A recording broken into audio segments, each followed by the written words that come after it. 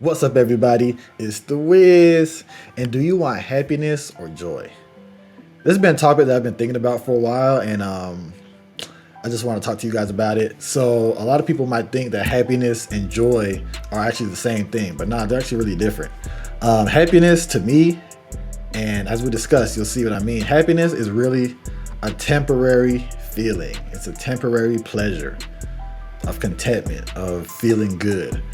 Whereas joy is a spiritual experience. Joy is something more permanent. Joy is something more long lasting. And joy comes from a different source than where happiness comes from.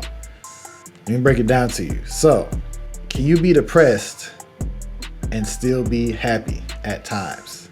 Yes, it's completely possible. When I was at a point in my life where I was depressed, there were plenty of times where I felt happy. I felt good. I felt great.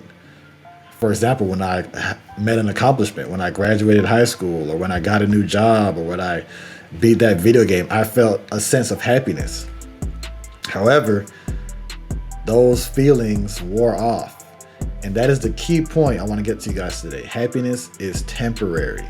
And when we chase happiness only, we will always be let down because the happiness wears off. When we chase things that bring physical happiness, worldly happiness, we're setting ourselves up for disappointment because what? It's going to wear off. It's going to wear off. But when we chase joy, spiritual joy from God, spiritual joy from a higher place, that joy is long lasting. It's real. It stays. It sticks with you. And it does not leave you or forsake you ever. So let me give you another example. So I'm an iPhone guy. I'm an iPhone user. I don't know about y'all, but I'm team iPhone. I never had an Android in my life. I had a BlackBerry, but I don't have a BlackBerry anymore. I have an iPhone. So when I got my first iPhone, it was an iPhone 5. Some of y'all too young to remember that, but the iPhone 5. It was very small. It was like 4 inches. But when I got the phone, I was so happy. I was like, I finally have an iPhone. I'm finally cool. I can FaceTime. I can iMessage. I can do all these things. And I enjoyed it. I love my iPhone 5. I was doing my thing with it. I was texting everybody. I had the blue bubble finally. But as you can see, this is not an iPhone 5. This is an iPhone 12 Pro Max. So if I was happy with that phone, why don't I still have it?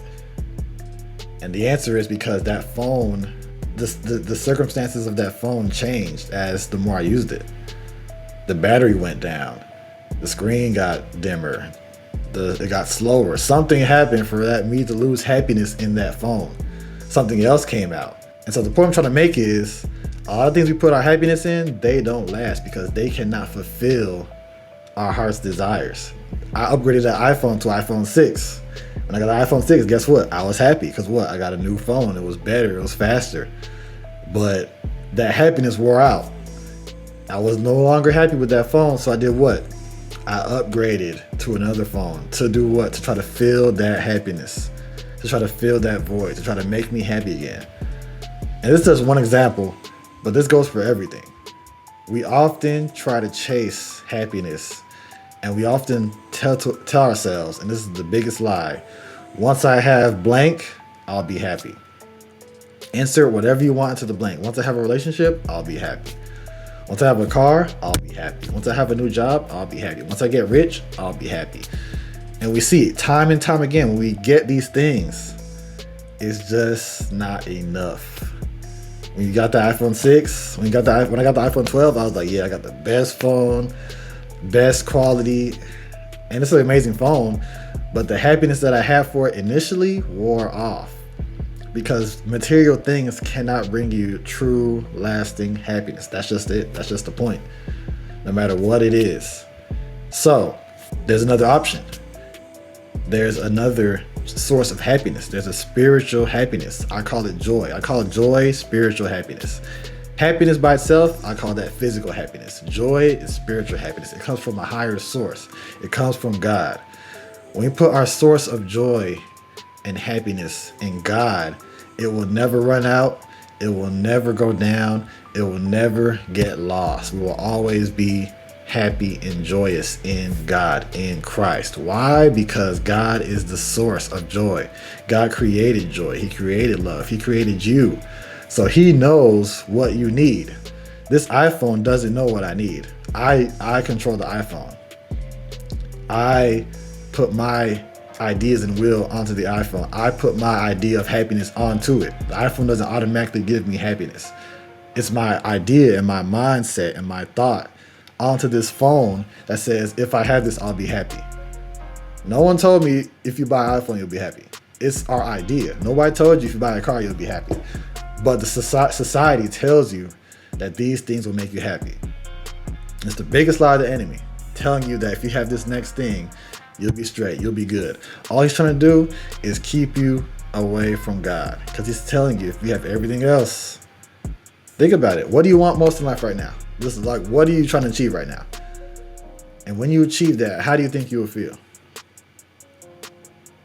At the end of the day, it's about keeping your expectations in check. It's fine to have a car. It's fine to have a nice house. It's fine to be rich. It is. But we should not get our happiness and our joy from those things, because they will never fulfill us, and they can't fulfill us. We should only get our joy and our happiness from God. That's the only place where we'll feel fulfilled. For example, if your car battery went out, you need a new battery that will last you. Would you go to the source, the car manufacturer who made your car? Or would you rather go to mom and pop, who's cheaper, quicker, but it's not going to last you as longer? Get my point? So today I want you to get your joy from God. How do you do that? By spending time with God, by experiencing God. How do you experience God?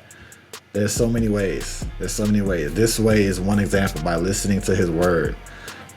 Another way is to read the word. Another way is to praise, worship. Another way is just to meditate on his promises, meditate on who he is. Joy is a spiritual experience, and I want you to have that spiritual experience today. Choose joy. I'm not telling you to give away all your money, your cars, your clothes, because it's not going to bring you joy. All I'm saying is keep your expectations in check, and whatever you're looking for joy in, it might not be there. You might have to look somewhere else, somewhere higher. Peace.